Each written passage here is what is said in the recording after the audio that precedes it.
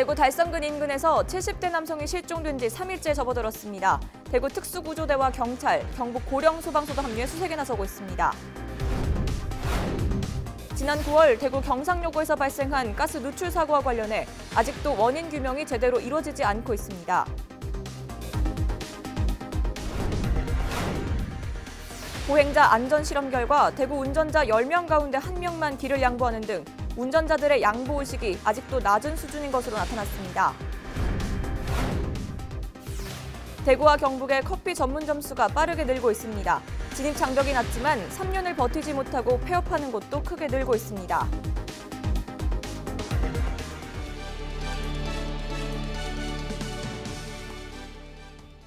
시청자 여러분 안녕하십니까? 헬로티비 뉴스 대구 경북입니다. 대구 달성군 사문진교 인근에서 70대 남성이 실종된 지 3일째 접어들었습니다.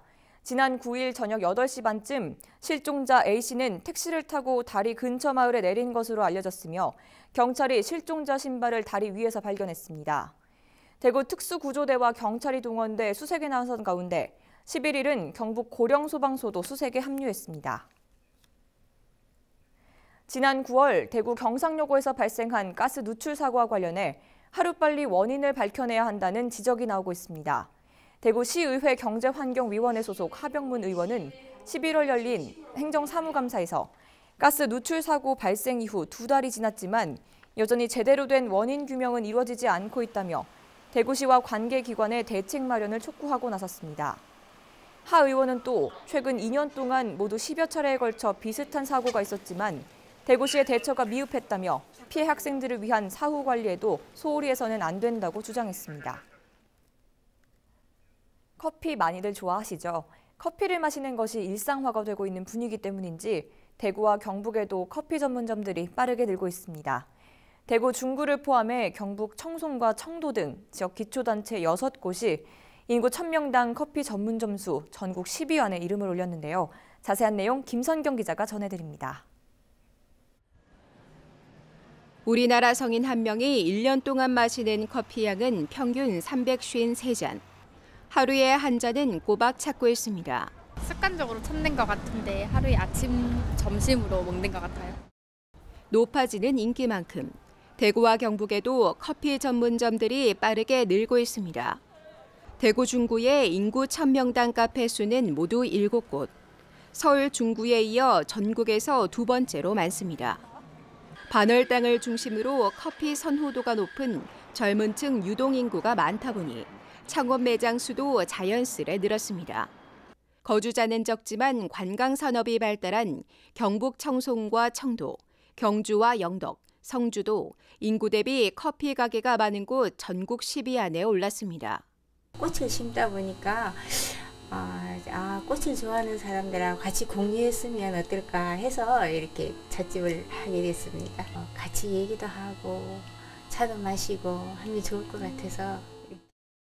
하지만 폐업률도 만만치 않습니다. 창업 이후 3년 안에 문을 닫은 매장은 6년 전 1,900여 곳에서 지난해 4,500여 곳으로 2배 넘게 늘었습니다. 대구의 3년 미만 폐업률은 55%, 경북은 46% 수준. 카페 2곳 중 1곳이 문을 닫았습니다.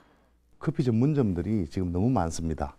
그리고 여기에다가 이제 대기업 업체들 그리고 커피 전문 체인점들이 지속적으로 들어오다 보니까 영업 수익들 이런 부분들이 지나치게 이렇게 낮아지면서 폐업을 할 수밖에 없는 그런 구조로. 커피 공화국이 되어가고 있는 대구와 경북. 커져가는 커피 시장 속에 살아남기 위한 다양한 노력이 필요해 보입니다. 헬로티비 뉴스 김선경입니다. 날씨가 제법 쌀쌀해졌죠. 이럴 때일수록 생활 형편이 어려운 이웃을 더욱 생각하게 되는데요. 지역 곳곳에서 나눔 물결이 이어지고 있습니다. 전병주 기자입니다. 영주시청 앞마당에 라면 상자 500개가 쌓여 있습니다. 전국자원봉사연맹은 영주 지역 홀로 사는 어르신들과 생활 형편이 어려운 가정에 전달해달라며 라면을 영주시에 기탁했습니다. 고령화 지수가 높은 영주 지역을 우선적으로 선정한 것입니다. 인구 10만 이상 도시의 고령화 지수 22건으로 이제 매겨가지고 그 상위 22 도시에 저희가 이제 라면을 전달을 하는데 영주시 같은 경우에는 4위로 되더라고요. 해서 라면 같은 경우에는 뭐 밥도 되고 국도 된다고 말씀을 하시더라고요. 지난해 영주시의 희망 나눔 캠페인 목표액은 5억여 원이었지만 목표 대비 139%를 초과해 7억 4천만 원이 모금됐습니다. 생필품도 1억 2천만 원에 달했습니다. 얼마 전에 저 십자 회비 모금에서도 우리 동네에서는 시부에서 1위를 했고 연말에 늘 우리 불이웃 점검을 하면 시부에서 1인당 모금액이 제일 많습니다. 정말 감사한 일입니다. 라면 한 상자에 담긴 사랑과 정성에 어르신들은 그저 고맙습니다. 입으로 다 얘기 못하지요. 너무너무 감사해가지고요. 아이고 그거 아니면 죽지 뭐요. 이렇게 편하게 잘 먹고 살아가고 있어요. 날씨는 점점 추워지지만 이웃을 살피는 온정의 손길이 이어지면서 주위를 훈훈하게 하고 있습니다. 헬로티비 뉴스 전병주입니다. 11월 11일이 보행자의 날이라는 사실 아시는 분들 많지 않을 텐데요. 숫자 1이 사람의 다리와 비슷하게 생겨서 제정된 날로 보행자들의 안전을 우선적으로 생각하자는 의미입니다. 하지만 정작 보행자에 대한 운전자들의 양보 의식 수준은 아직도 턱없이 낮은 것으로 나타났습니다. 실험을 해봤더니 횡단보도에서 보행자에게 길을 양보하는 차량은 10대 중 1대뿐이었는데요. 자세한 내용 함께 보시죠. 권미경 기자입니다. 대구 범어동의 한 사거리. 횡단보도 앞에 사람이 서 있어도 차들은 계속 무시하고 지나칩니다. 심지어 길을 건너는 사람을 봐도 멈추긴커녕 빠른 속도로 그 옆을 내달립니다. 건너와도 조금만 기다리면 되는데 안 지나고 안 기다리고 또 이렇게 가더라고. 차가 세워주고 우리가 건너야 되잖아요. 신호대 없는 데는. 그런데도 차가 막 와요. 건너려고 저 중간쯤 갔는데도 차가 막 옵니다. 예, 그런 경우 굉장히 당황스럽죠. 도로교통법에는 보행자가 횡단보도를 건널 때 차는 일단 멈추도록 되어 있습니다. 하지만 이를 지키는 건 차량 10대 가운데 1대뿐인 것으로 나타났습니다. 한국교통안전공단의 보행자 횡단 안전도 조사 실험 결과 대구 지역 신호등이 없는 횡단보도에서 차량이 보행자에게 길을 양보하는 경우는 120건 가운데 11건뿐이었습니다. 속도가 빠를수록 양보는 뒷전이었습니다. 제한속도 30km인 도로에서는 양보 횟수가 60번 가운데 8번이었지만 50km인 도로에서는 60번 가운데 단 3번에 그쳤습니다. 교통사고 통계를 보면 전체 교통사고 사망자 중에서 보행자 비율이 우리나라가 40%나 됩니다. 세계에서 가장 높은 비율을 차지하고 이제 자동차를 타면은 자기가 이제 도로에서 우선권이 있다는 잘못된 생각을 갖고 있다. 지난해 대구 지역 교통사고 사망자는 111명. 이 가운데 30명이 도로를 건너다 사고를 당했습니다. 운전자도 차에서 내리면 보행자라는 사실을 기억하고 양보하는 자세가 필요합니다. 헬로티비 뉴스 권미경입니다.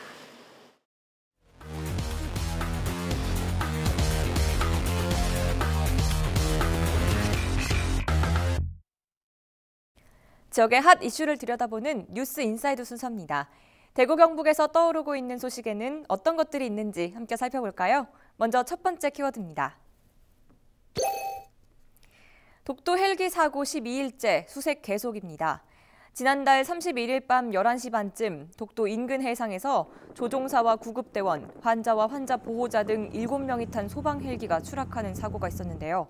실종자 4명을 아직 찾지 못하고 있습니다. 밤에도 조명탄 등을 동원해 수색 작업을 하고 있습니다. 하지만 독도 주변 파도가 워낙 높고 비바람까지 더해져 수색에 어려움을 겪고 있습니다. 10일은 기체 창문과 화물실 개폐문 등 헬기 잔해물 8점이 추가로 발견됐습니다. 11일은 대구 강서소방서에서 실무회의를 열고 민간 잠수사 투입과 그 시기를 논의합니다. 하루빨리 실종자들이 가족의 품으로 돌아오길 간절히 바랍니다. 두 번째 키워드입니다. 올해도 어김없는 수능 한파입니다. 수능 당일만 되면 날씨가 유난히 추워지는데요. 올해도 마찬가지입니다. 대구기상청은 수능 전날인 13일 오후부터 기온이 점차 떨어지기 시작하면서 수능 당일인 14일 아침엔 기온이 전날보다도 1에서 5도가량 낮을 것이라고 전망했습니다. 경북 내륙은 영하권으로 떨어지는 곳도 있겠습니다. 최근 10년간 수능 시험일 평균값보다도 낮을 것으로 보이면서 매섭도록 쌀쌀한 날씨가 예상됩니다. 여기에 강풍까지 불면서 체감 온도는 더 낮을 것으로 기상청은 내다봤습니다. 기상청은 지난 8일부터 날씨누리 웹사이트를 통해 올해 수능 시험장 기상정보 서비스를 제공하고 있습니다. 시험 장소인 학교 이름으로 날씨 조회가 가능합니다. 수험생들은 따뜻한 옷을 준비하는 등 체온 관리에 각별히 유의해야겠습니다. 마지막 키워드입니다. 멧돼지 한 마리 포획, 포상금 20만 원입니다. 야생 멧돼지를 포획하면 한 마리당 20만 원의 포상금을 받을 수 있게 됐습니다. 아프리카 돼지열병 확산 방지를 위해 지자체가 지급한 포상금을 국비로 지원하게 된 건데요. 대구지방환경청엔 포획 포상금 예산으로 7억 6천만 원이 확보됐습니다. 한 마리에 20만 원으로 3,800마리에 해당되는 금액입니다. 포획한 날로부터 5일 이내에 신청 서류와 증빙 자료를 구비해 해당 시군을 방문해 신청하면 됩니다. 신청이 접수되면 시군은 2주 안에 포획 신고된 멧돼지 사체를 적정 처리 여부를 확인합니다. 환경청은 1개월 이내에 포상금을 지급할 예정입니다. 경북엔 아직 아프리카 돼지열병 감염 개체가 발견되지 않았는데요. 발생을 막기 위해 총력을 기울인다는 방침입니다. 지금까지 뉴스 인사이드였습니다.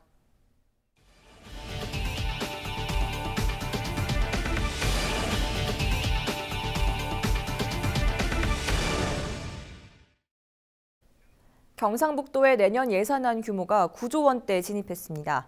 경상북도는 2020년도 예산안을 9조 6,355억 원으로 확정해 도의회에 제출했습니다.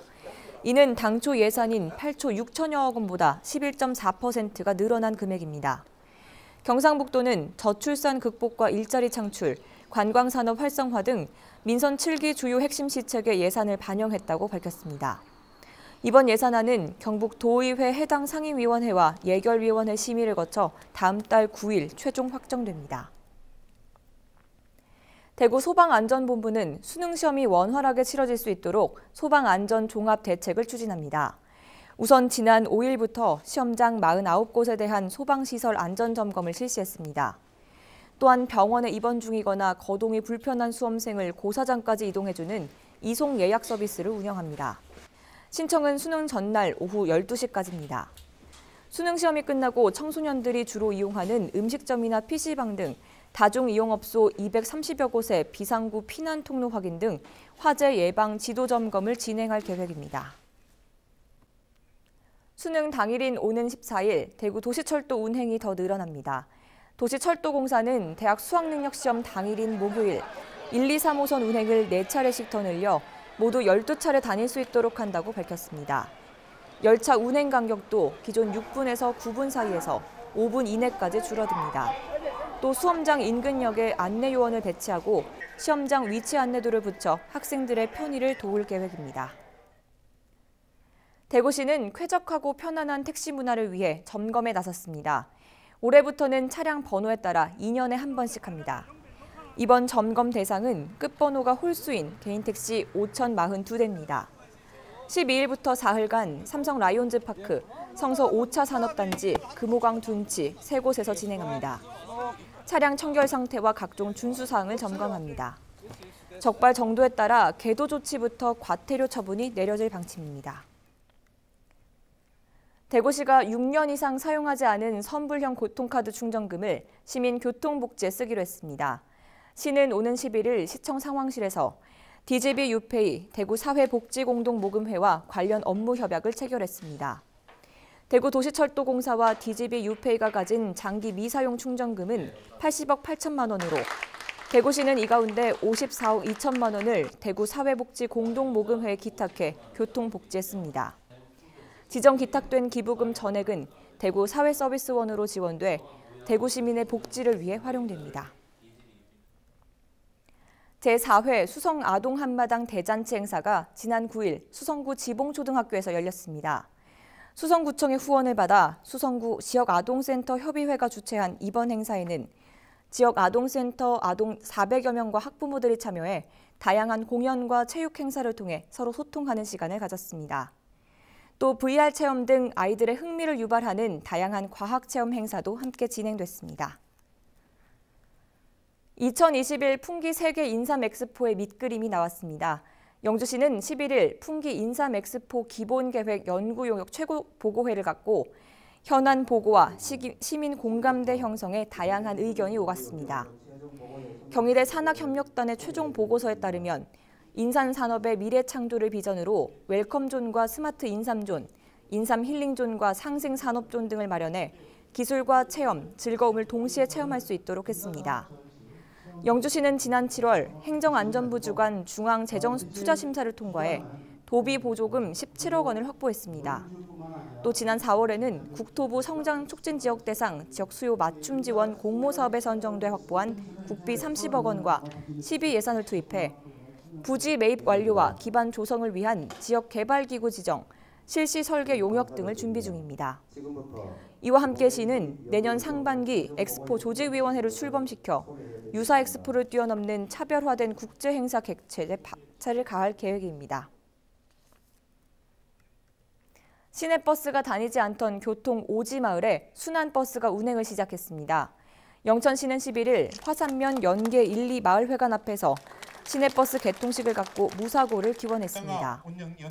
이번에 개통한 순환 2번 버스는 영천터미널을 출발해 시민운동장과 화산면 단곡리, 연계리 등을 거쳐 서부동까지 순환하며 하루 3회 운행합니다.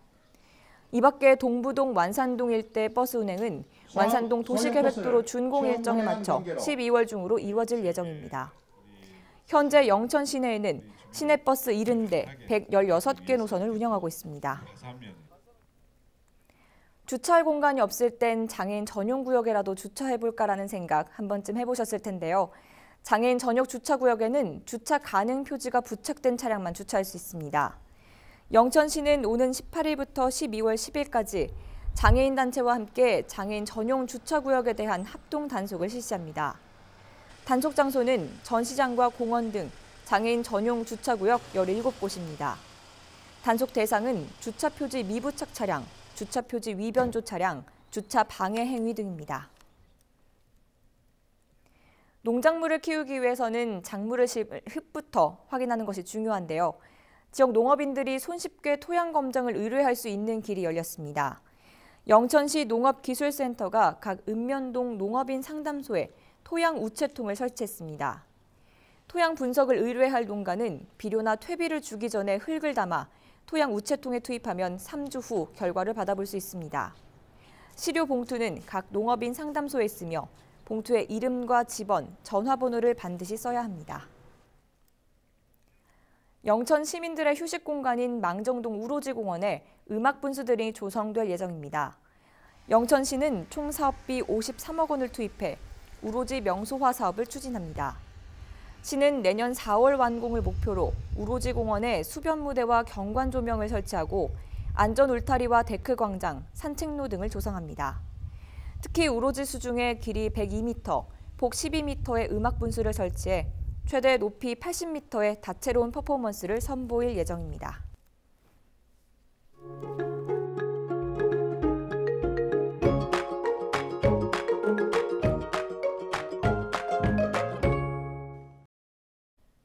곳곳에 빗방울이 떨어지며 종일 구름이 많았습니다. 이제 기온이 점점 떨어지겠는데요. 자세한 날씨 전해드립니다. 12일 화요일 날씨입니다. 우리 지역 아침 기온은 3도, 한낮 최고 기온은 16도가 예상됩니다. 경북 전 지역이 맑다가 오후부터 구름이 많겠습니다.